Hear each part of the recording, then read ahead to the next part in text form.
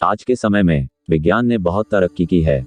विज्ञान ने हमें कई सारे दुनिया के रहस्य बताए हैं, लेकिन कुछ रहस्य ऐसे हैं जो अभी तक रहस्य ही बने हुए हैं और इन रहस्यों का जवाब विज्ञान के पास भी नहीं है। हेलो दोस्तों, मैं हूं सत्या।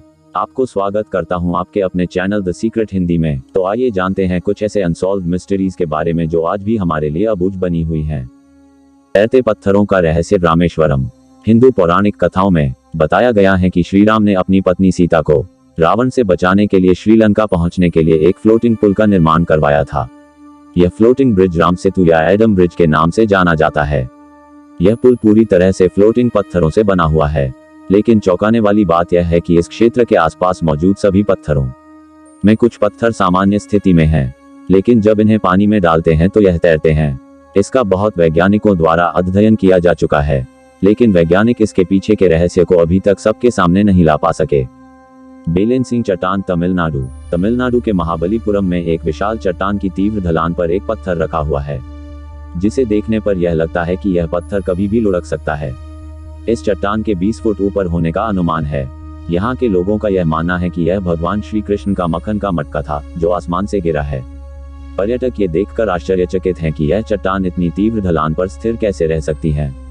1908 में अंग्रेजी सरकार ने इसे हटाने की कोशिश भी की थी, लेकिन उनकी ये कोशिश काम नहीं आई। अश्वत्थामा, जिसने महाभारत पढ़ी या देखी होगी, उन्हें अश्वत्थामा के बारे में बिल्कुल पता होगा। अश्वत्थामा कौरव और पांडवों के गुरु द्रोणाचार्य के पुत्र थे, जो महाभारत के युद्ध में कौरवों की तरफ से लड़े थे। इनकी एक गलती के कारण श्री कृष्ण भगवान ने इन्हें श्राप दे दिया कि दुनिया के अंत होने तक इनकी आत्मा भटकती रहेगी। आज भी माना जाता है कि अश्वत्थामा की आत्मा भटक रही है, हालांकि इसका कोई प्रमाणित सच नहीं मिलता। फिर भी कई लोगों द्वारा कई जगह पर अश्वत्थामा के देखे जाने का दावा किया गया है। ऐसा ही मध्य प्रदेश के बुरहानपुर शहर से 20 किलोमीटर दूर असीरगढ़ का किला है, जिसके अंदर भगवान शिव का मंदिर है। वहां पर अश्वत्थामा को देखे जाने का दावा किया गया है। वहां की स्थानीय लोग कहते हैं कि अश्वत्थामा यहां पर आज भी भगवान शिव की पूजा करने के लिए आते हैं। लोगों का यह भी कहना है कि किले के अंदर एक तालाब भी स्थित है, जहां पर अश्वत्थामा पूजा करने से पहले नहाते हैं। वहां की स्थानीय लोग कहते हैं कि जिसने भी अश्वत्थामा को अपनी आंखों से देखा, उसकी मानसिक स्थिति हमेशा के लिए खराब हो गई। केवल यही नहीं, बल्कि मध्य प्रदेश के जबलपुर शहर के गोरीघाट के किनारे भी अश्वत्थामा के भटकने का दावा लोगों के द्वारा किया गया है। वहां की स्थानीय लोग कहते हैं कि अश्वत्थामा अपने सिर पर लगे गांव से निकलने वाले खून को बंद करने के लिए हल्दी और तेल यहां के लोगों से मांगते हैं। हालांकि उनके बात में कितनी सच्चाई है उसकी पुष्टि अभी तक नहीं हो पाई।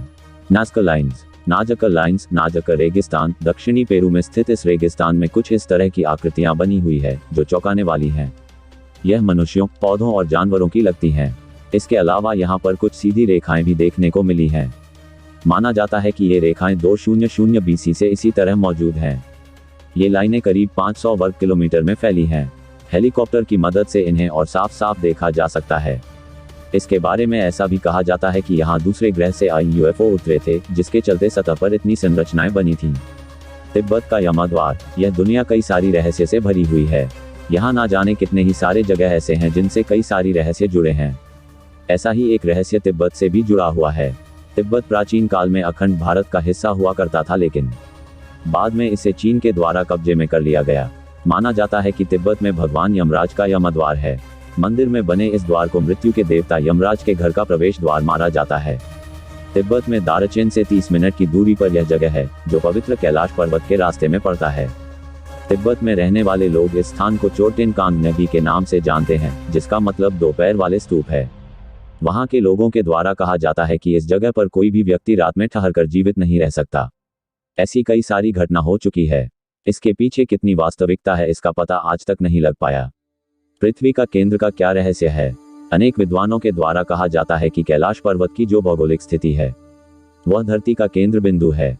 कैलाश पर्वत जिस स्थान पर स्थित है, उसी स्थान में पृथ्वी को संचालित करने वाले तमाम शक्तियां प्रवाहित होती है। मैं उम्मीद करता हूं कि ये वीडियो आपको पसंद आया होगा। तो मिलते हैं नेक्स्ट वीडियो में, तब तक के लिए जय हिंद, जय भारत।